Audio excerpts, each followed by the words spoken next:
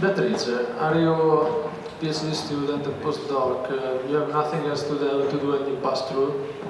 I'm a PhD student. PhD student, fantastic. PhD student, University of Brescia. I think that the hosting of the PhD student is Professor Ferretti, isn't it? Fantastic. And we will go back. No, sorry, we will just pedaling backward. Where is the knowledge going by pedaling backward? Let's see. So, good morning. I'm here to present part of my PhD project that is about the eccentric exercise, and I will present you this presentation entitled Where is Knowledge Going by Pedaling Backward.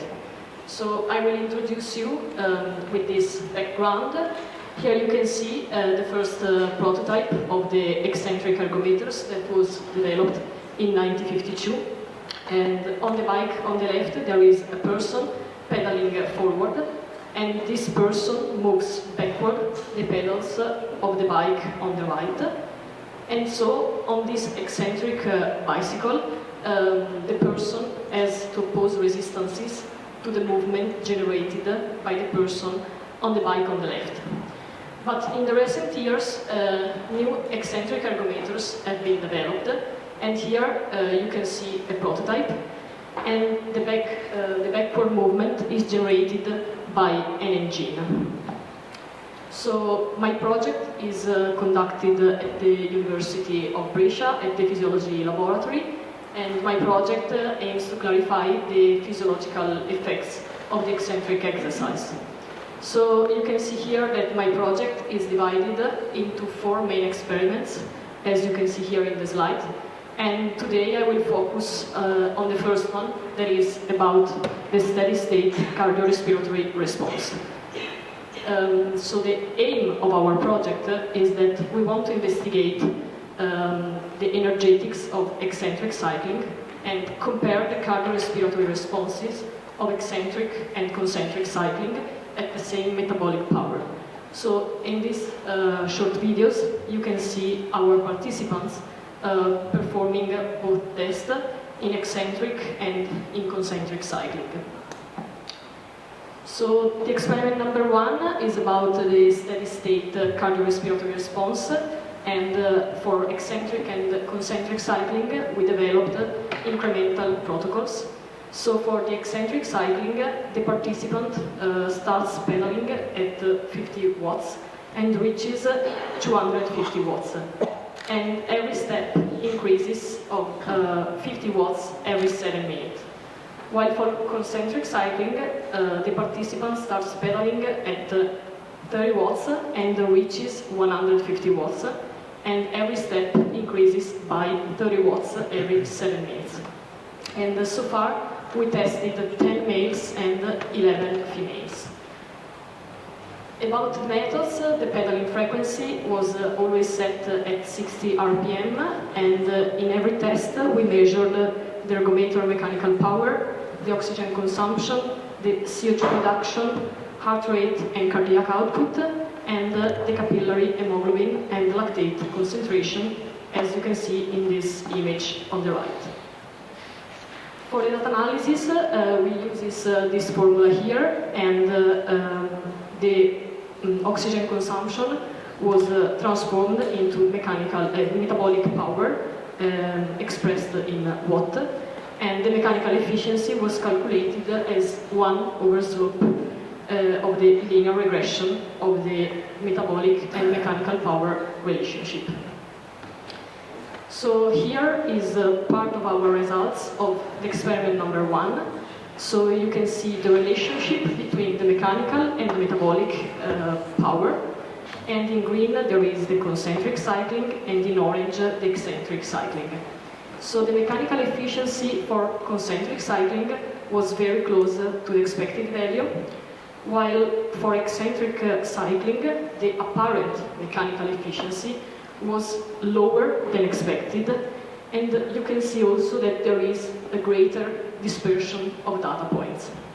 So if we want to take a closer look to this eccentric exercise data, it appears that it doesn't lay on a single line.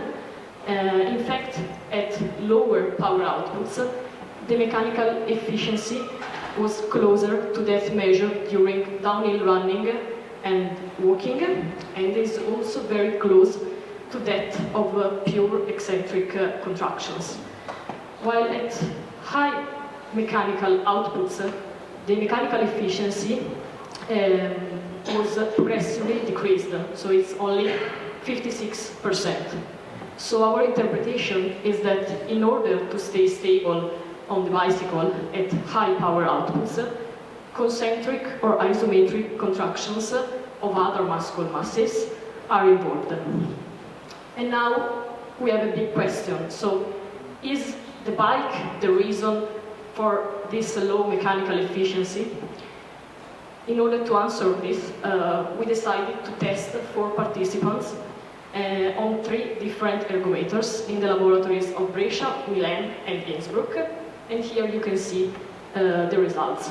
So the bike in Brescia and Milan, that are in red and blue, have a similar frame design and also showed a similar mechanical efficiency, while the bike in Innsbruck has a different frame design and showed a lower mechanical efficiency. So in order to stay stable on the bike in Innsbruck, more concentric and isometric contractions are required. Then there is another important question, that is, what causes the data dispersion in the eccentric cycling compared to the concentric cycling? So when collecting the data at the Innsbruck laboratory, we tested 4 very familiarized participants and 4 who never tried the eccentric ergometer before. And what we found out?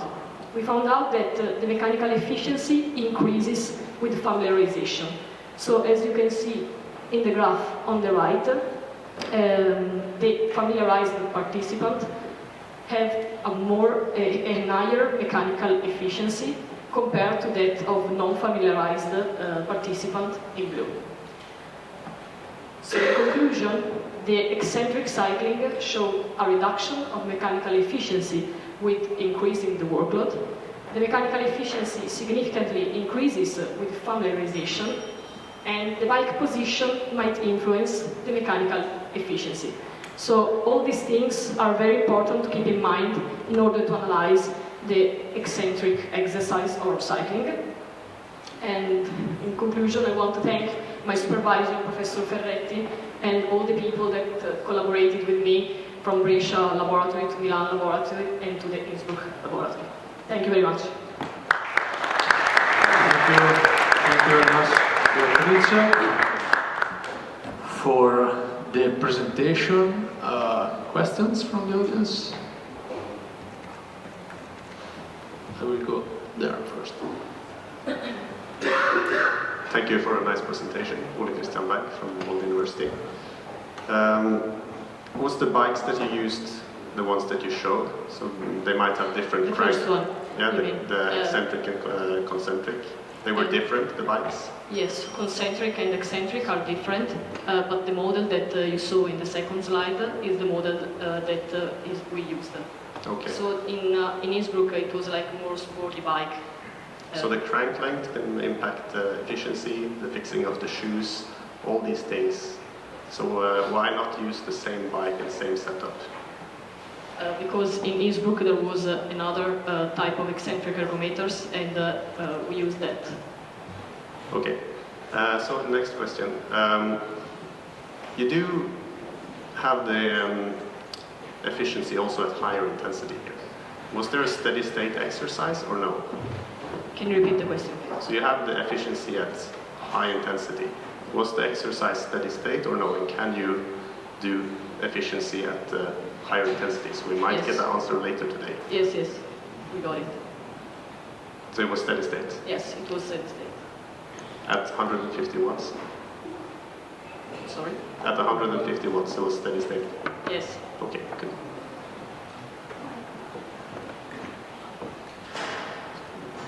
Thank you for the great presentation. I have just a question about the method for measuring the efficiency in this case, and if you have your guess about that. You mentioned that you measure efficiency as a slope efficiency, so from the Brooks method in the seminal paper.